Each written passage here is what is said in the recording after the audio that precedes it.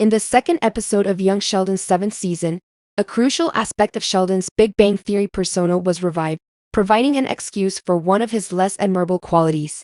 Although the whole premise of Young Sheldon revolves around Sheldon's reputation as a genius, a crucial aspect of this character was revisited in episode 2 of season 7 of the Big Bang Theory spin-off. From the very beginning, when the spin-off from the Big Bang Theory was revealed, the allure of young Sheldon was immediately apparent. The protagonist, Sheldon, had a lot of inherent conflict due to his upbringing in a religious household in small-town Texas and his tendency to be a selfish kid prodigy. Plus, as we saw in the Big Bang Theory, Sheldon's stubbornness was unabated regardless of his upbringing. Therefore, fans were already prepared for young Sheldon to have a callous young prodigy stuck in an inappropriate setting before the spin-off even premiered. But by the end of season 6, this initial concept had been mostly dropped from young Sheldon.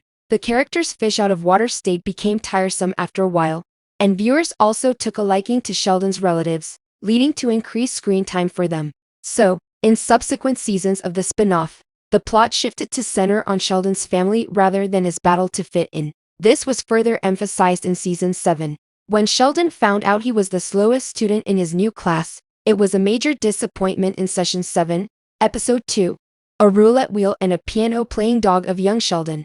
Because he was embarrassed by his lack of preparation for the unusual situation, Sheldon sought out tutoring from a fellow student in order to catch up.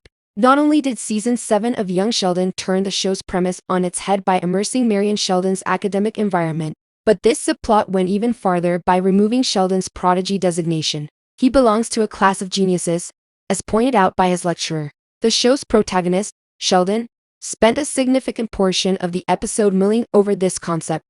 At one point, he contemplated quitting tutoring altogether and returning home. Fans of the original The Big Bang Theory will not be surprised to hear this, since Sheldon frequently displayed an unexpected vulnerability in that series.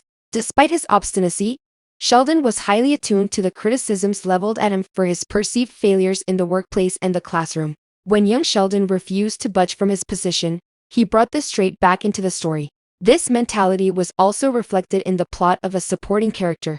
Dale made fun of Mima for not having tornado insurance, which led to an argument between the two in the first episode of Young Sheldon's 7th season.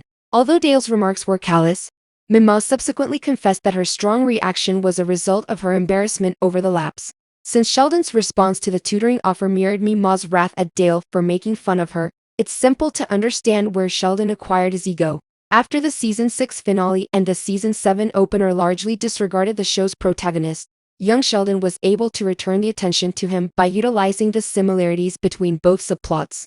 In addition, despite all the bluster about wanting to dominate academics, Sheldon had a hard time adjusting to life outside of Texas, as his trip to Germany demonstrated. Throughout the first few seasons of the spin-off, Sheldon griped about how he felt he was wasting his time in Texas and implied that the characters from Young Sheldon were unaware of how great he was.